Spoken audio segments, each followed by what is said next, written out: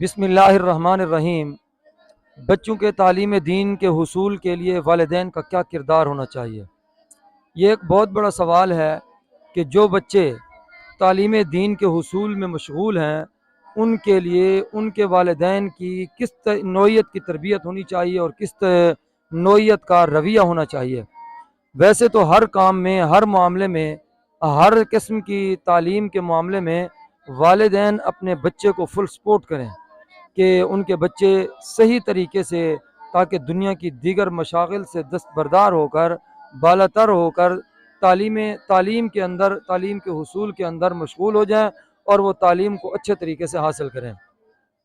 لیکن چونکہ آج ہمارا موضوع ہے تعلیم دین اور حفظ قرآن، کیونکہ عام طور پر ہمارے معاشرے میں یہ دیکھا گیا ہے کہ لوگ اپنے بچوں کی دوسری تعلیم یعنی دنیاوی تعلیم کے سلسلے میں تو فکر مند نظر آتے ہیں، لیکن حفظ قرآن کا سلسلہ ہو یا دینی تعلیم کا سلسلہ ہو تو اس سلسلے میں والدین اپنے بچوں کی اس تعلیم کے بارے میں فکر مند نظر نہیں آتے۔ تو اسی لیے آج کا جو ہمارا گفتگو کا موضوع ہے وہ یہ ہے کہ والدین جو ہیں وہ اپنے بچوں کے اوپر کس نوعیت کی توجہ دیں۔ تو چونکہ ہمارے پاس قرآن پاک حفظ کرنے کے لیے مختلف علاقوں سے، مختلف شعبہ زندگی سے وابستہ لوگوں کے بچے جو ہیں وہ تعلیم قرآن اور حفظ قرآن کے سلسلے میں آتے ہیں، تو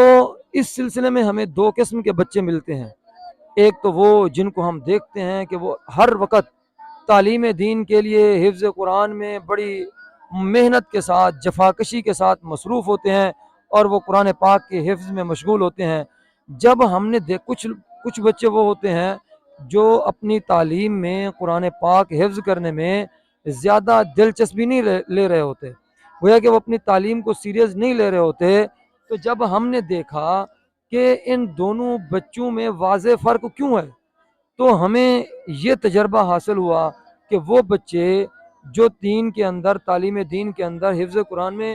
بڑی سیریس انداز میں اور محنت کے ساتھ مصروف ہیں، جب ہم نے غور کیا تو ہمیں معلوم ہوا ان بچوں کے والدین اس بات کی خواہش رکھتے ہیں اور اس فکر میں ہے کہ ہمارے بچے قرآن پاک کی تعلیم حاصل کریں اور حفظ قرآن حاصل کریں۔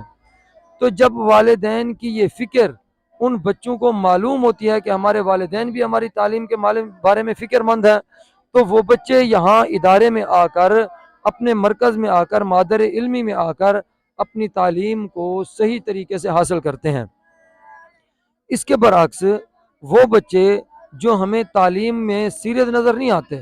بلکہ وہ کھیل کو یا غیر تعلیمی سرگرمیوں میں مشغول نظر آتے ہیں، جب ہم نے ان کی تعلیم کے سلسلے میں یا ان کے پیچھے کے ایک کردار کے اندر غور کیا تو وہاں پر ان کے والدین کی وہ فکری نوعیت ہمیں نظر نہیں آئی جو پہلے بچوں کی فکری نوعیت، ان کے والدین کی فکری نوعیت تھی۔ تو اسی لیے جب والدین کی ایک فکر بچے کو اپنی تعلیم کے بارے میں فکر مند کر سکتی ہے، تو اسی طرح تعلیم کے جو دوسرے اسباب ہوتے ہیں، حصول کرنے کے جو دوسرے اسباب ہوتے ہیں، جب والدین اپنے بچے کے وہ اسباب مہیا کریں گے تو بچہ کتنا مخلص ہو کر اپنی تعلیم کو حاصل کرے گا۔ تو اسی لیے اگر آپ بھی اپنے بچے کو قرآن پاک کا حافظ بنانا چاہتے ہیں تو سب سے پہلی بات تو یہ ہے کہ آپ اپنے بچے کی تعلیم دین کے حصول میں فکر مند ہو جائیں کہ ہمارا بچہ کس طرح قرآن پاک کا حافظ بنے، اس کے لیے کن کن اسباب کی ضرورت ہے، وہ اسباب آپ جو ہیں وہ مہیا کریں تاکہ آپ کا بچہ جو ہے وہ صحیح طریقے سے تعلیم دین اور قرآن پاک جو ہے وہ حفظ کرے۔ تو والدین کی بڑی ایک ذمہ داری بنتی ہے